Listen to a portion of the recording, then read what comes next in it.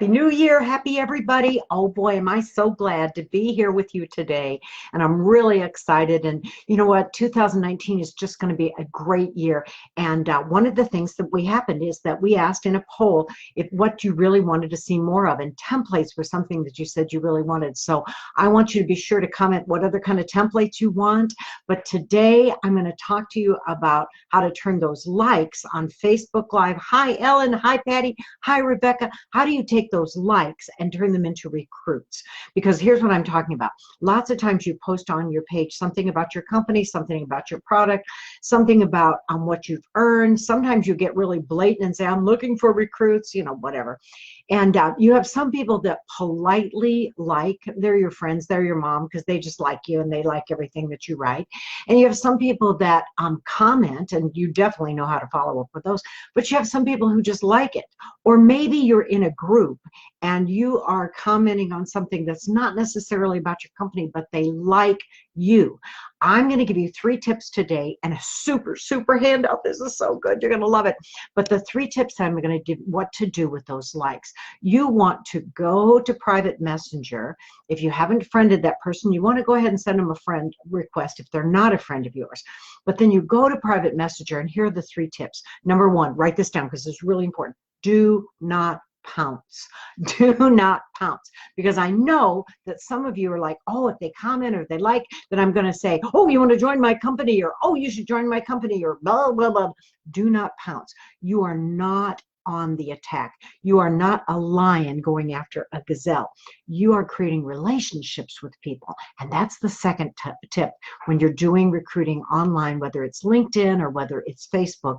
Do not pounce. The second tip is forge a relationship. Now, some people who are liking things, you already have a relationship. Maybe it's a customer, maybe it's a host, maybe it's somebody who's a friend of yours. And so you can approach them in a little bit different way.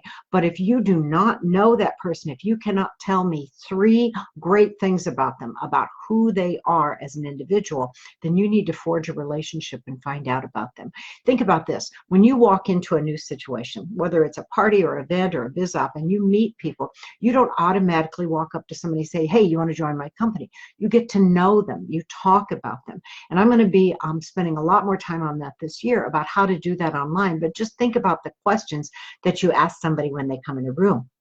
You say things like, you know, oh, so tell me about your family, or how do you know the host, or do you work outside the home? Where do you work? You're asking questions. That's the exact same thing that you're going to do to forge a relationship with people who like your posts, instead of just jumping in and talking about, oh, hello, I want you to join my company. Do not pounce. Forge relationships. And how do you do that?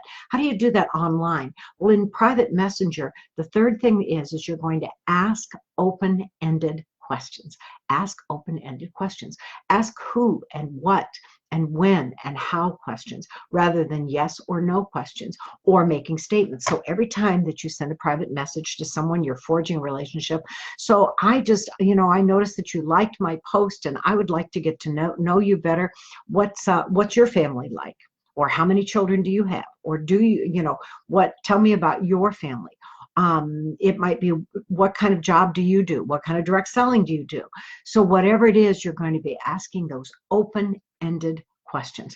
So that's the 3 things. Now, that's the 3 tips. It's important that you have a way that you can follow up on this, because we all know that the one and done does not work in recruiting. If you just throw spaghetti on the wall, or we've got this great offer, you're going to get some people, but those are not necessarily the people who stay. So that's what causes the churn.